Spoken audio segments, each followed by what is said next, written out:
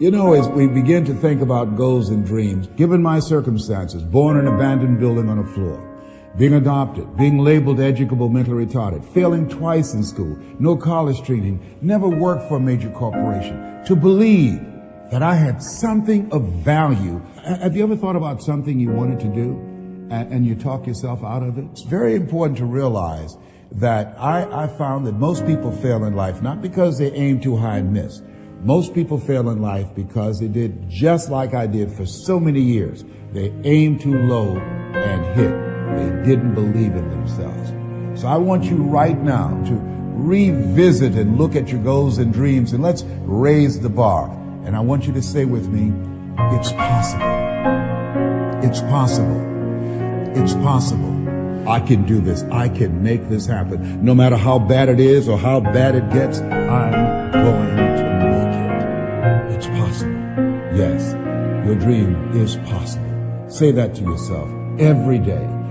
Feed your mind with words that you write and words that you hear and words that you speak to yourself. Feed your faith and your doubts will starve to death. Say to yourself, it's possible. It's possible. It's possible. Even when you have no evidence to point to, say to yourself, it's possible. There's nothing as powerful as a made-up mind. It's a struggle sometimes to do that, especially when you have people around you telling you that it's not possible, that you can't do it. And they're constantly pointing out your failures of the past, constantly reminding you of all of the things that you don't have going for you. I'm reminded of the story of the two little boys that were playing on some ice during the winter. And as they got further out on this ice, one fell through the thin ice. And so the little fellow that was still on top of the ice, he was trying to save his little buddy. And he couldn't reach him. He was trying to pull him. He could see him through the thin ice as he got further away from him, struggling.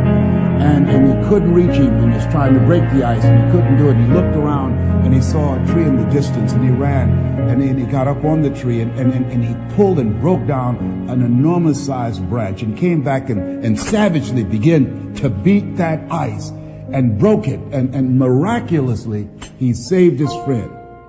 And when the paramedics came, and they were able to revive this little boy, they were scratching their heads. They're trying to figure this out. Said, how could this little pruny fellow go up in a tree and break off a branch this size and then come back and beat and break the ice and save his friend? They thought it was just miraculous. It was baffling. And an old guy who was there said, I can tell you how he did it. And they said, how? How did he do it? And he said, there was no one here to tell him that he couldn't do it.